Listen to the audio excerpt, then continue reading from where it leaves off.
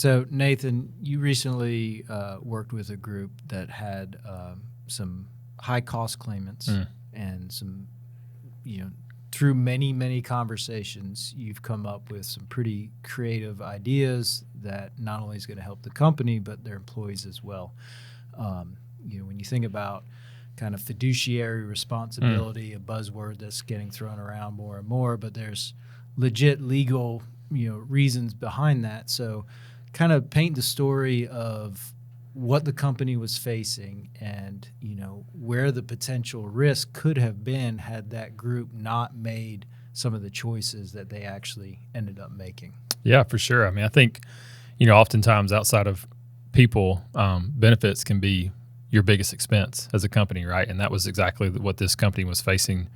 Had 3 people out of, a $2.5 million spend, 3 people were driving almost a little over $1 million of it. And so, while, and this company, has a great culture, and so they believe in caring for their employees and they take that very seriously. And so, but in that instance, you're looking at 189 people versus 3. And how do you do what's in the best interest of everyone while at the same time making sure you can pay the bills and keep the lights on, And so I think one of the big, you mentioned it, the buzzwords in our industry here recently is there is a fiduciary responsibility placed on the company to make sure that money is being spent wisely.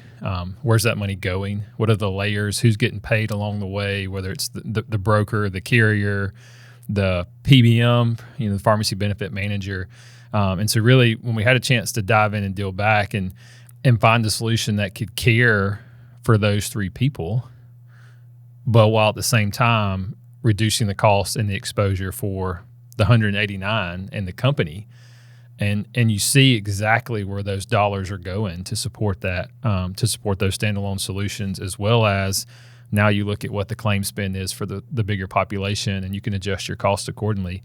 I think that group really took the fiduciary responsibility seriously, and they looked at every dollar and made sure that that dollar was being spent in the best interest of, again, not just the company, but from a culture standpoint, they want to take care of their people. And so they were able to do that for the whole group, but at the same time, make the best financial decision for the company. Yeah. So what is really the risk? If a company is shown to not be doing something in a fiduciary way, where are some of the potential problems in that aspect? Yeah, I think it's like it's the mismanagement of money, right? You see it all the time. Companies go belly up because somebody has mismanaged the funds or is embezzled them or something even more crazy than that. But in this case, I mean, we're literally talking about we always say in our in SBS, the only way to pay less for healthcare is to pay less for healthcare. And so until you really figure out exactly what you're paying for, and you don't know that the rebates from your PBM are being split between you and the broker or between you and the carrier. And so money that really is yours that's being spent on your employees or not spent on your employees that's supposed to be coming back to you is actually going other places. And so, I'm not sure. I mean, there's definitely a risk from the standpoint of, as the fiduciary of a plan, you're responsible to make sure those dollars are being spent the right way. But the bigger risk is knowing those dollars are being wasted in places that aren't benefiting your company and your employees. And that's what we're trying to do a good job of, making sure groups are clear on, hey, you spent this amount of money last year. This amount went to the administration of the plan. This amount went to your stop loss premium. This amount went to actually paying your claims. And I think for the clients that get to see that full picture, they really have a better grasp of, okay, well, we can actually do something about this. We may not be able to do something about this piece of it, but we can make a decision here that will control this cost. And again, that has a direct impact back to the company, back to the employees, back to the culture. And those are the kind of people that are pushing the envelope in the healthcare industry. And I would say making some progress for sure. Awesome. I'm reminded of a client we've worked with for many years now. Their CFO, back in the day, they didn't have an actual HR department, so he kind of became the HR division as well. But he recognized, and this was 20 years ago that there was ways to control costs through kind of a self-funded model. So he did everything he could to learn about healthcare and that industry, and put together a really kind of creative package. But just through kind of the compounding costs as things increase year over year, they pay 100% of all tiers for their employees. So generous. Is extremely generous.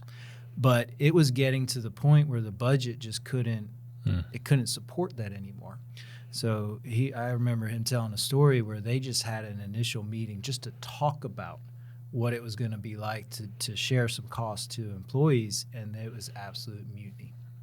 Just the idea that it was coming. And so when we got involved, it was I can't pass on costs. I mean, I'm going to lose half my workforce. But I can't sustain this either. And so just by making a few simple adjustments, we brought them back to the point where they can continue offering 4 tiers and paying the cost for all 4 tiers. And I remember he vividly said, it was a game. Like, he kind of realized there was kind of a game out there to be played, and he wasn't playing with all the right rules, and he didn't know all the right stuff to be successful. And that was what he was most appreciative of learning more about, was having some new tools and resources, because he was already kind of taking the steps to do it and to be kind of that fiduciary, but he just kind of had run out of options and didn't know what else to do from that standpoint. Man, I wonder, in this a 2-part question here. One, what percentage of decision makers, whether it be CFO, HR, do you think feel like that? Right. I've run out of options. There's nothing I can do. Yeah, I know it's going to be bad news. We're moving on. And then on the flip side of that is for the ones that, like this guy in particular, I'm sure he feels like he has a new lease on life. But do you think that, so first question, what percentage of people feel like they're stuck and they've got no option? But then 2, once they do get those options, for the people you've worked with, what does that do for them and their company, for sure? Percentage, I think, unfortunately, is going up, year over year. I'd probably say 75, 80% of folks out there are starting to come to the realization that something's not right. I don't know what it is. It's kind of, I don't know what I don't know, but I know what I'm doing, and it seems off. It's kind of an underlying theme I hear a lot. So, I wish it wasn't that high, but the good news is, the reality is, there are options, and so you just got to be willing and talking to the right people to really digest and dissect what's the best fit, because just doing things just to do things is not necessarily the right solution either. And so you got to make sure you kind of have a structural plan over the next 3-5 years. What are the things that we need to address first? What's the next, kind of coming in stages. Every now and then, it makes sense to kind of rip the Band-Aid off and do it all at once. But for the most part, that's a lot of change, and that's not something that always goes as smoothly. So it's having a strategy and having the experience to know when to start kind of utilizing the strategies that are available. Yeah, you bring up a good point. I think a lot of times we talk about having an impact on the company and coming in and taking over the benefits, and we talk about all these different solutions. And I think there's a lot of people that think like, oh man, like, are we changing all the things at once? But we always, in our business, we talk about change disruption, right? And every change you make, no matter whether it's for the good or for the bad, there's some kind of consequence, some kind of disruption. And so I think what I think about when I hear you say that is, we have tried to position ourselves as a long-term partner, right? And maybe we do something year 1, maybe we don't. Maybe year 1 is simply education before an implementation year 2. But then the other thing is, and I think this is something I've learned from you and Josh, is it's not just, okay, we implemented this and now we're good and we're just going to ride it out. It's how do we bring whether it's a better solution or not a better solution, but at least how do we bring an option back to them year after year for a change that they want to make, and trying to just constantly be on the front end of what are the new things that people are doing. One of my most recent clients is a big believer in direct primary care. And while it's been a slow adoption, their leadership believes in it, but their membership is really, they pay for direct primary care for their employees. And so, 80 to 95% of what their employees need done, they can get done on a regular basis for free through that membership. But, right, those people have gone to their primary care provider for 20 years. And so they're hesitant to switch.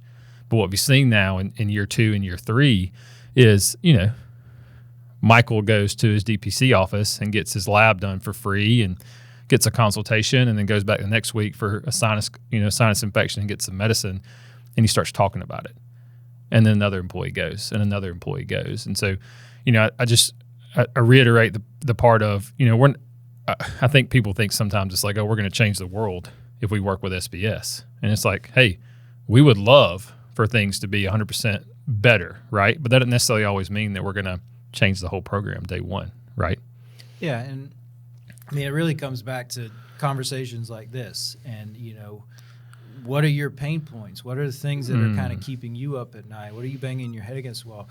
Because if you've got a solution, a situation with payroll, right, you got to fix payroll before you fix maybe something else. And so, it's through those kind of conversations that, whether we can help directly or indirectly through connections, networking, different things, that's we take pride in that as well. If we've got a client in a manufacturing, and you're making something that would benefit this other client, then let's put these connections together. So it's a nice synergy of kind of a networking approach.